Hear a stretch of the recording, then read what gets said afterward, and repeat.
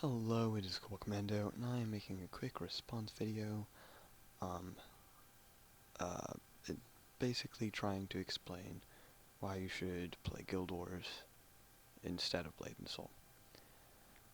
Now, I got the idea for this video because someone commented that they wanted me to do a Blade and Soul PvP video. And, as you can see, this is not Blade and Soul PvP, this is Guild Wars 2 PvP. I'm gonna explain this. So, when I saw the comment, I was like, alright, I'll level up a character. I was already planning on doing it.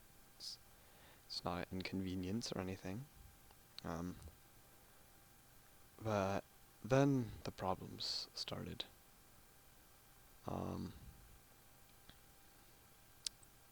When I first got on, I had to wait in about 4,000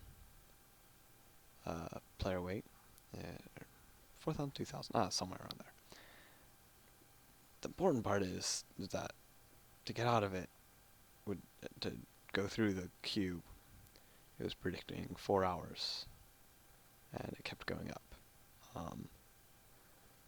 So this was at the launch day, the main launch day, which was on Monday. They might think, okay, well, got lots of server lag, you know, it's to be expected. Yes, if this was a new game, this game has been developed for about 4 years. And when I get to questing, I'll talk more about that later. They've made WildStar. That's if you know the company, that's probably where you know it from.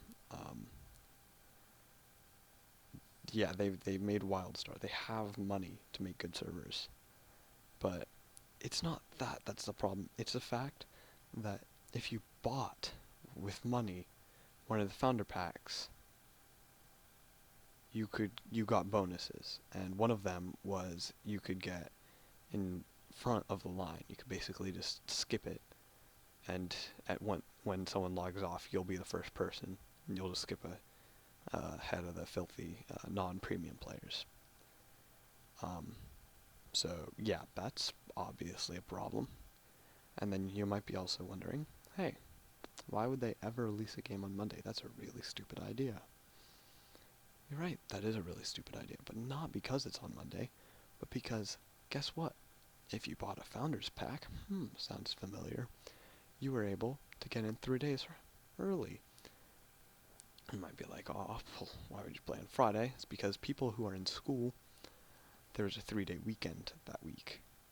So the pressure's on to buy early, because otherwise your weekend, this company doesn't care about its customers. This company cares about milking their customers.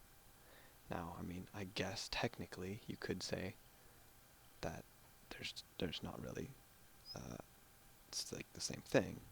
They care about their customers so they can make them pay, but they don't care about their customers at all. They just want money from them. Like, okay, yeah. Anyways, that's the greed portion. That's always annoying. But yeah, I couldn't make it to the PvP for gameplay reasons. The gameplay was just awful, and this is where it gets to why I'm showing Guild Wars PvP instead of Blade and Soul PvP. So, Guild Wars 2 is a very dynamic game with a lot of organicness in it. And Blade and Soul is completely inorganic. It's been a while since I've seen that many fetch quests. And if you're a fanboy, you might be like, well, it was made 4 years ago.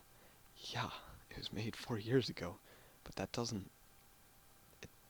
that's not an excuse for releasing it in that state now.